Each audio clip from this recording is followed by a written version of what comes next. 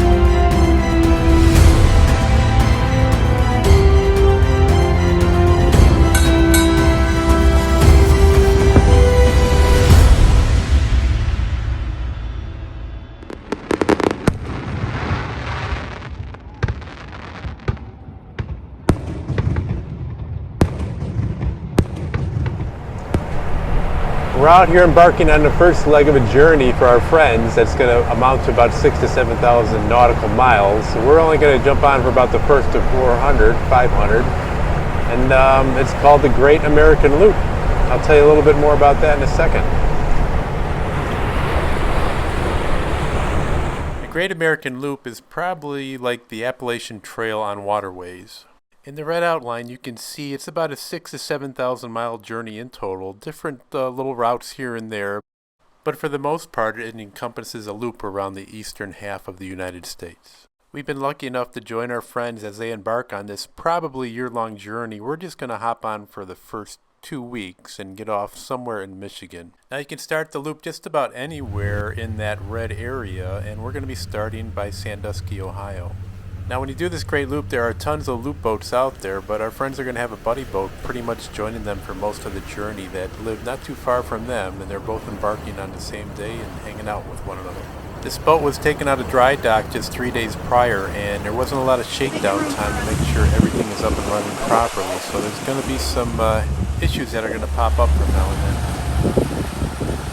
One such issue is with the dinghy. Right now John is a little concerned that it's not tied down tight enough and it's rocking back and forth, but the day before we were bringing the dinghy to the boat, and it was probably going to be about a 20-minute ride, but about 5 minutes into it we ended up having some engine problems and the engine went out totally, and then we got it back, but it was running at a snail's pace.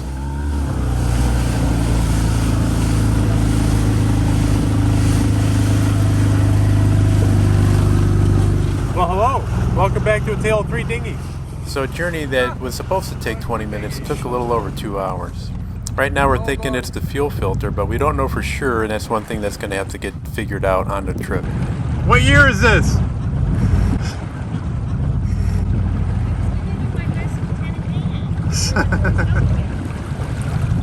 We had a little engine problem. Yeah, the engine ain't really crap. We came across going like... As we're heading west on Lake Erie, we ran into a swarm of gnats. We're really just a nuisance more than anything.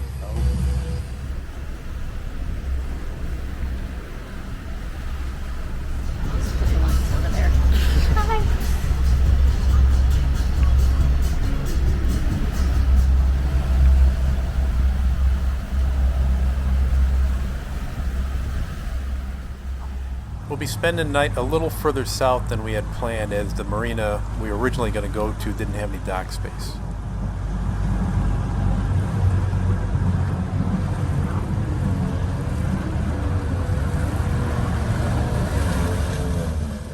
It's a pretty warm day and the temps are in the high 80s and it's pretty humid out. Once we were docked for the evening, we discovered that the air conditioner wasn't working. Our buddy boat captain came over, helped us out, and it seemed that all we had to do was just get our lines primed out and got it up and running after about an hour, hour and a half.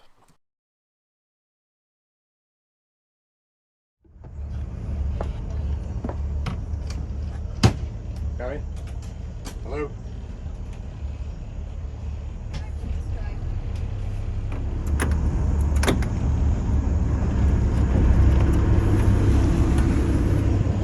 Charlie Lane left, you see? Is that done? I didn't see the picture of the dogs.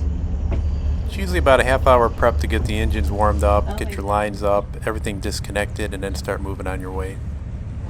The average goal is around 40 to 60 miles per day at about 9 to 10 knots. The cruising speed of these boats are right around 9 knots, where they get the best fuel economy.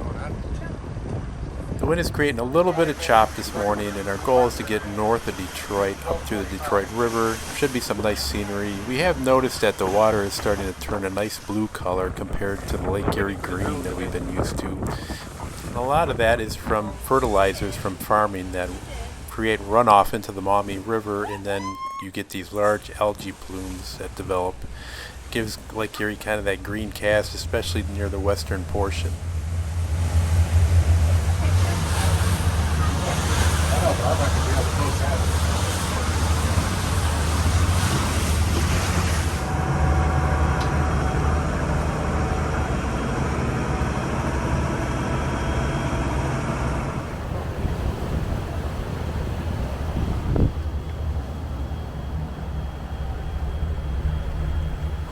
So the vessel that we're traveling in is a 43-foot Mainship, and when you do this loop trip, you could really do it as something as small as a jet ski if you wanted to, but for the folks that are going to be out here for over a year, they want to be comfortable, have some room, and maybe some room for guests.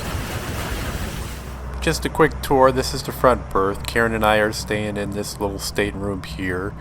It's pretty comfortable, actually. We have a couple outlets to charge our devices. It's pretty roomy. We also have a bathroom to ourselves that is just right next to the stateroom here. It also has a shower, so when you're hooked up at a marina and you have more of a water supply, you could use the showers. There's another couple bunks here that they're just using for storage right now. If you come up to the center of the boat, this is the galley area, and I'll be explaining why that fan is blown into the refrigerator in a little bit. But you can also steer the boat down here too if you wanted to and not be on the fly bridge.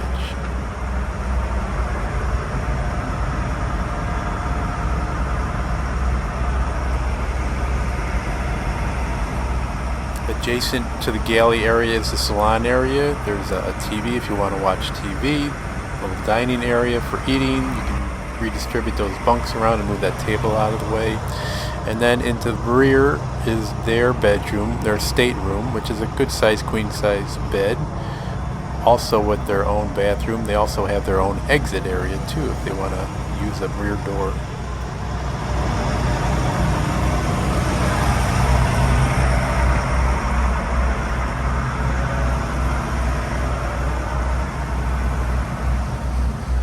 That brings us out to the stern and then up and around up to the fly bridge.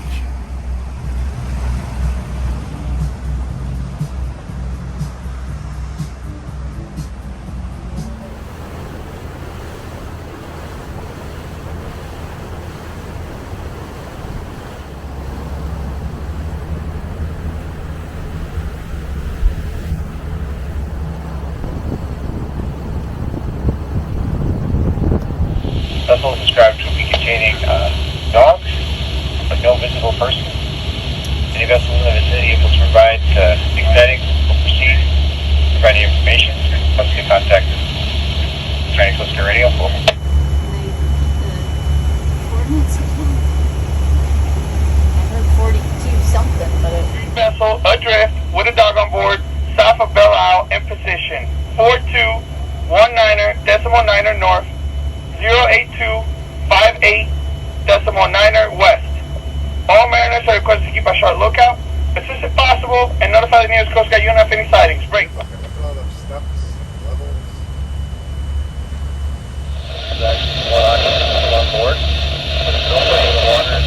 Just leaning back. You said they had them on board? I thought you said there's 4 people on board. Nobody in the water. We're currently heading up the Detroit River, straddling the border of Canada and United States. Detroit on the left, Canada on the right.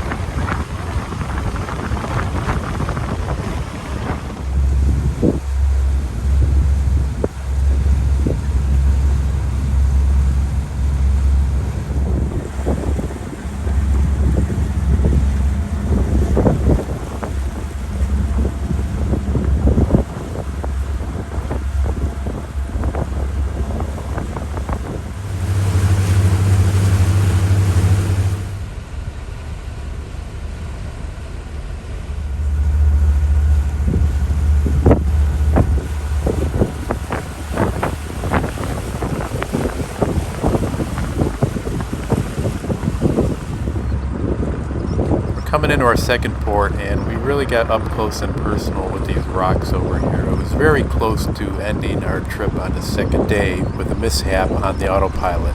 Long story short, we lost our steering for a little bit, but then got it back and nobody died.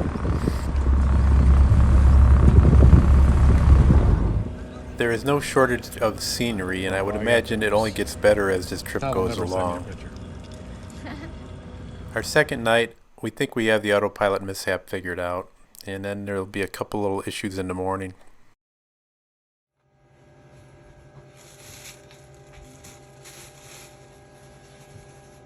So Charlie and Elaine are looking at where to go. We may go further than Mackinac, it sounds like. Oh boy. We found a larger than normal amount of water in the village area, and then also found this broken hose clamp. So the next time we're at a marina where we have a boat part store or a decent hardware store, we could maybe pick up this clamp and also the fuel filter for the dinghy. I have a shot of this wall because this is where we immediately tied off after the autopilot mishap and waited till our pulse rates went down below 100 before we moved on again.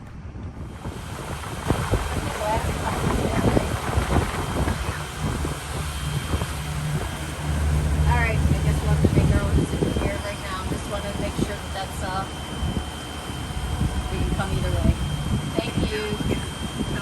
Alright, bye-bye. So it's a sure thing? I don't know what to do. Entering this channel of the St. Clair River, Oh. but there's a large freighter heading for the same opening. That one there? Yes. Yes, sir. Since those freighters go at a pretty decent speed, he's going to pass us if we enter the river before him. So we took a boat, and Karen decided we would wait. To screw that freighter, Yeah. And we're going to cut right in front of him. my lunch is more important.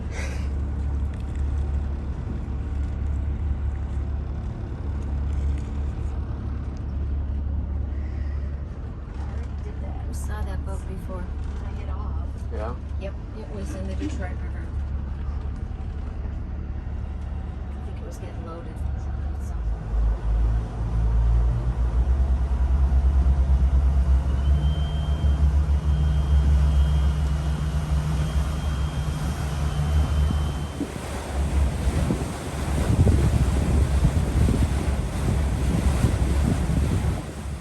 We spent the night on this wall in Algonac, Michigan, and there's no close hardware place or boat part place nearby, so maybe the next stop.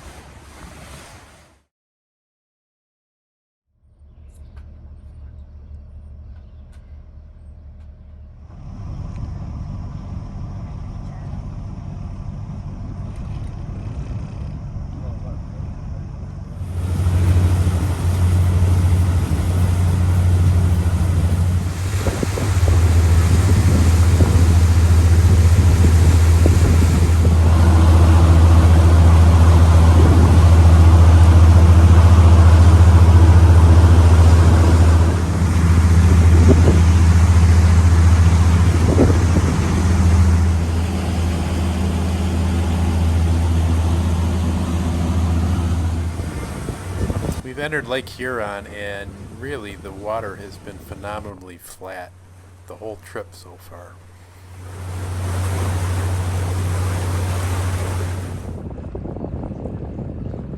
We're going to be spending the weekend here and hopefully get some parts for the boat and catch up on some maintenance. And we noticed the water is amazingly clear even down to 20 feet. Another issue is that they had a brand new refrigerator installed and it hasn't been working properly since we left, and we believe it's a ventilation problem that it basically was in there so tight it had no room to ventilate.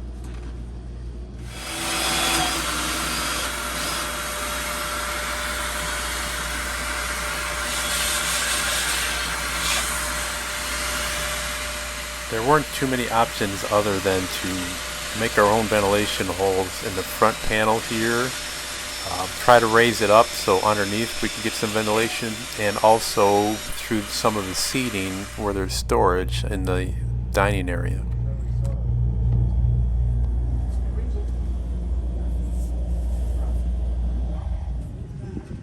As with most marinas, this one had a place that we could do laundry. They had a marina car if we needed to go into town to pick up supplies or groceries. And it was just a nice place to spend a weekend, kind of like relax instead of being on the go the whole time, and just regenerate a little bit.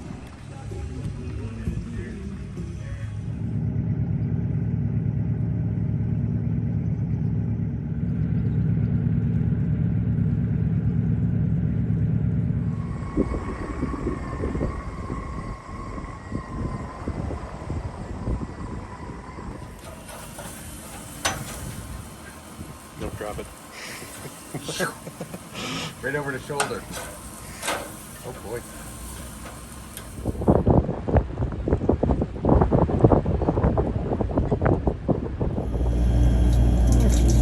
Reminisce. Yeah, oh, look for that.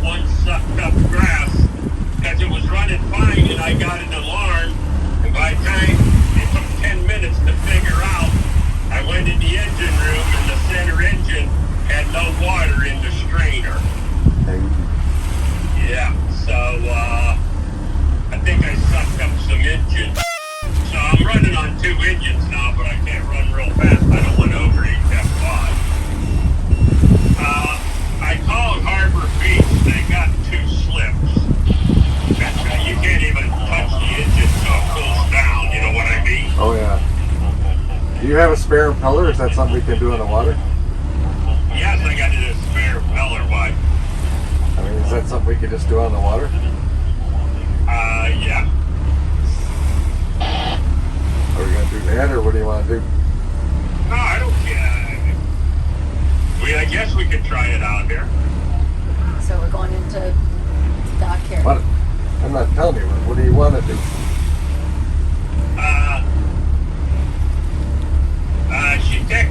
She's texting me a mechanic's number in case it's something else. No. I think it's an impeller. Maybe we should go in just to be safe. Or... Well, we're gonna have to sit at least 4 hours for those engines to cool enough to touch. Yeah. So we're gonna go to Harbor Beach then? Oh, I don't care. I mean, we can sit out in the water, but what's your feeling, Johnny, buddy? I don't know. Impeller's something we could do, but like you said, we gotta sit Out around. here? Like floating? Yeah. Oh my What's the lord. difference? How are you gonna get on there? It's a boat. He's got a dinghy. No. We're going to Maureen's the the beach. panicker. She says Harbor Freight or Harbor Beach. I don't care. They do got 2 dogs. Let's just go in. We're not gonna do it out here in the water. Well, we can. I mean, me and John can. Yeah. That's 4 hours we gotta wait. All right. That's We'll go to harbor, whatever. Yes. We'll follow you in. I don't know where it is. Or do you want us to go in first and then we could...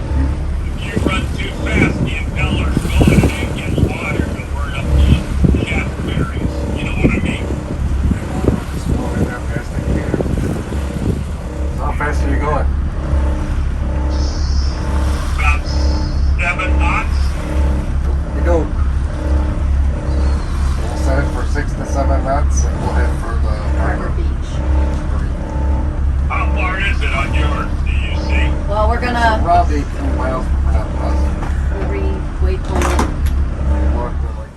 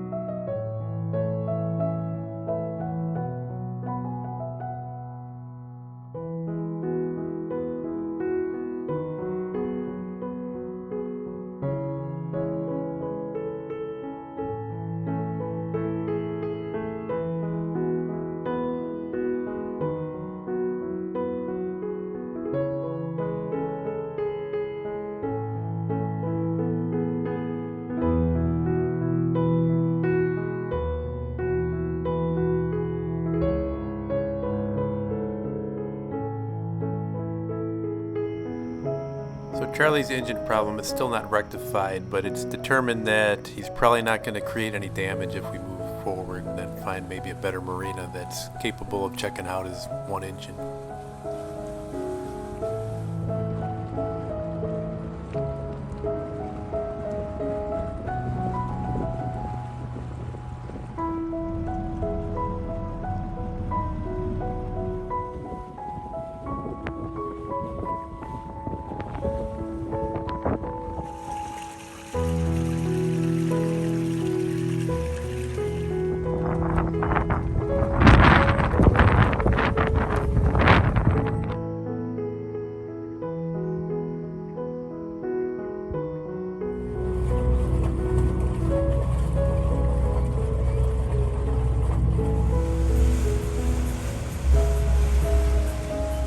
Continue to press north on Lake Huron, and a few other loop boats are hanging out, just kind of tailing behind us. Our stop in Rogers City allowed us to test out the dinghy, and the fuel filter was changed and appears to be working okay. Although we didn't really take it on a very long ride, it does seem to be working okay though. Although I can't say the same for the refrigerator.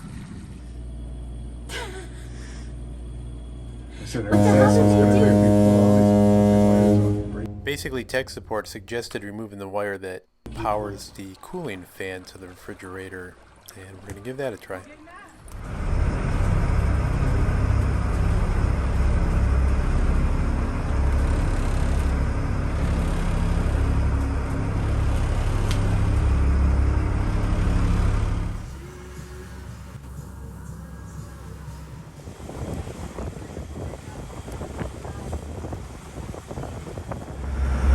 Our next stop is Mackinac Island, and it's basically a gem up here, and it's one of those things that everybody says you should experience at least once.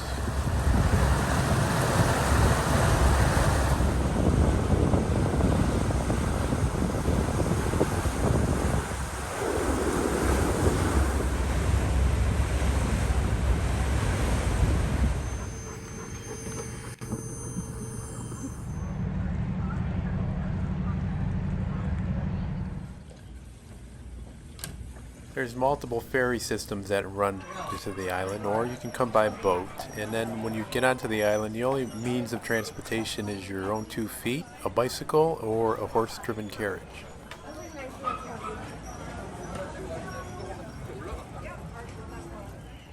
Some very popular attractions is the Grand Hotel, not to just stay in it, but maybe just to visit and do a little walk on the grounds, but they might charge if you get too close. The island is full of different rock outcroppings and formations due to erosion throughout the years, and there's some pretty neat areas. The water is very blue and clear, and it's very similar to the Caribbean. Okay. Head back. Come on, Lucas. Lucas.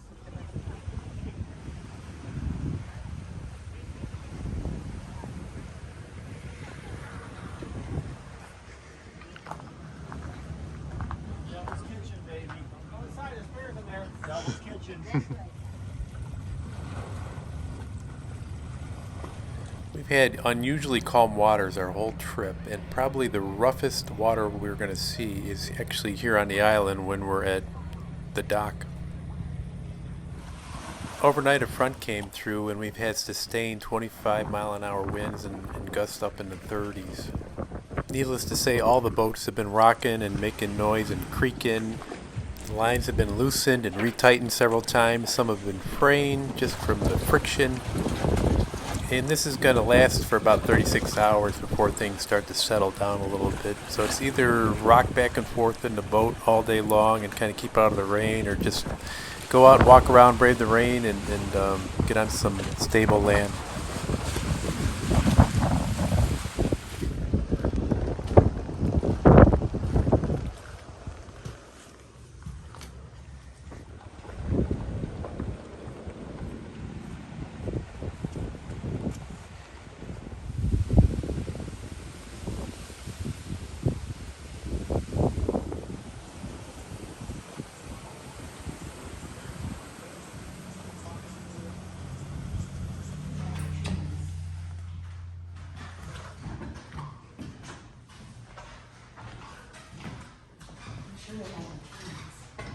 Is that next?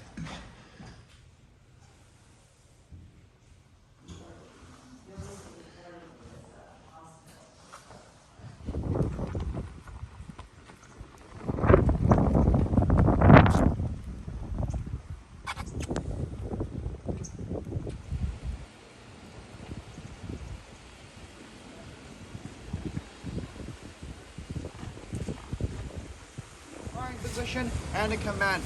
So you're going to be able to load and fire this cannon reliably at about once a minute in said combat scenario. Run, march. And now there are only 2 commands left to fire the cannon. They are ready. Fire!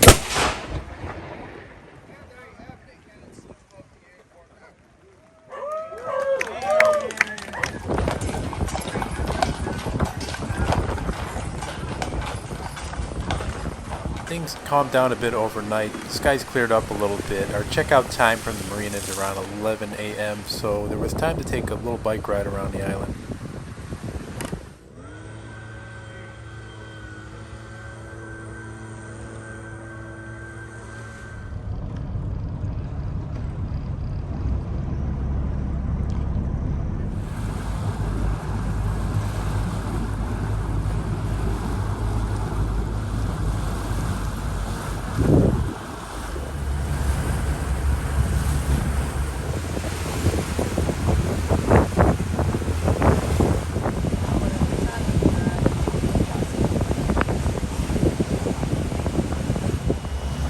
we're getting close to the end of our journey for Karen and I. There are a few more bugs that had to be worked out on certain things. The shoreline pedestals in the state of Michigan had some very sensitive ground faults that were tripping all the time. Some of the guidance gear and the GPS systems needed some bugs worked out.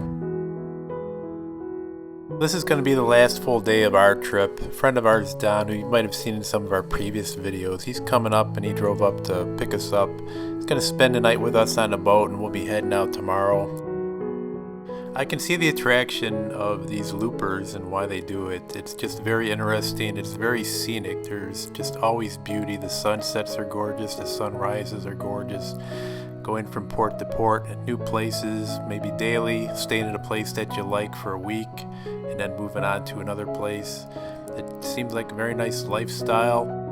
We were very happy to have the opportunity and just get a little taste of it. And we're going to meet up with them from time to time throughout their trip. Most likely around the Gulf of Mexico, and then hopefully we'll meet them a couple times coming up the eastern seaboard. I also can't say enough just how nice Michigan was. Being a next door neighbor of Michigan, I've never really fully got to see it in this manner, and I'd really like to come back and explore some other things, especially in the Upper Peninsula. So it was an eye-opener for us just to see how blue the water was and so many extraordinary places to go visit. We were just chilling, sitting on the fly bridge on our last night, and there was an unexpected fireworks display right there in the little bay next to us, and it was pretty cool.